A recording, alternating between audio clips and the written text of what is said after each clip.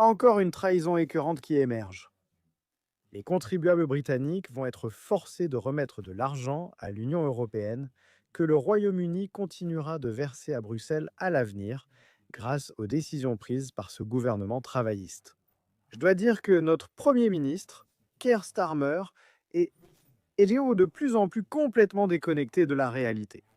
Je veux dire, rien qu'en Angleterre maintenant, il y a 1 300 000 personnes actuellement coincées sur des listes d'attente pour un logement. Et voici ce que le Premier ministre a dit récemment à propos du parc immobilier. Quels sont précisément les logements que vous prévoyez de réquisitionner pour offrir un hébergement temporaire aux familles? Or, il y a beaucoup de logements dans de nombreuses collectivités locales qui peuvent être utilisés et nous identifions où ils peuvent l'être. Avez-vous des exemples que vous pouvez nous donner? Non, mais j'écrirai et je vous donnerai des détails. D'après ce que j'entends, il est certain que dans plusieurs de nos autorités locales, il n'y a pas beaucoup de logements disponibles. S'il y en avait, les conseils pourraient déjà s'en occuper. Eh bien, exactement. De quoi parle-t-il exactement? Et décision après décision après décision que nous avons vues prises par ce gouvernement est absolument diabolique. Et maintenant, nous voyons cette volonté du Parti travailliste de rattacher le Royaume-Uni à l'Union européenne. C'est de cela qu'il s'agissait dans leur accord récent.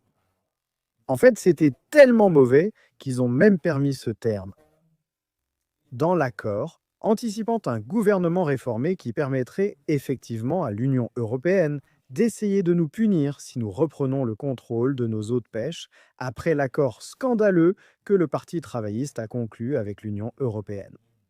Et quand il s'agit de migration, quand il s'agit de frontières ouvertes, eh bien, regardez simplement ce soi-disant programme de mobilité des jeunes.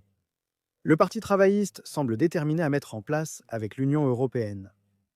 Le député réformiste Lee Anderson, très clair en soulignant ici que l'immigration est une préoccupation majeure pour les électeurs et pourtant, il semble qu'une libre circulation discrète pour certains citoyens de l'Union européenne soit en route. Encore une fois, le Parti travailliste n'a manifestement rien appris, manifestement il n'écoute pas. Et ensuite, nous arrivons à la question de payer l'Union européenne. C'est vraiment stupéfiant.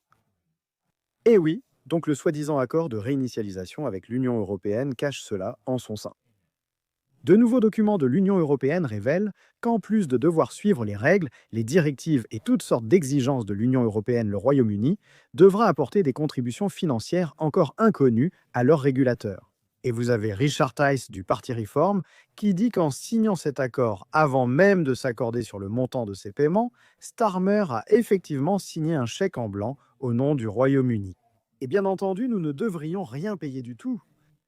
Mais ce document indique que le Royaume-Uni devrait supporter les coûts appropriés pour sa participation, que le Royaume-Uni devrait contribuer financièrement au soutien des coûts pertinents associés au travail de l'Union dans les domaines politiques, plutôt que, vous savez, de profiter au maximum de l'avantage concurrentiel du Brexit, par exemple en se débarrassant de l'agenda zéro émission nette, des objectifs écologiques et en disant à l'industrie et aux entreprises « Venez investir dans les emplois de ce pays, dans l'industrie de ce pays ».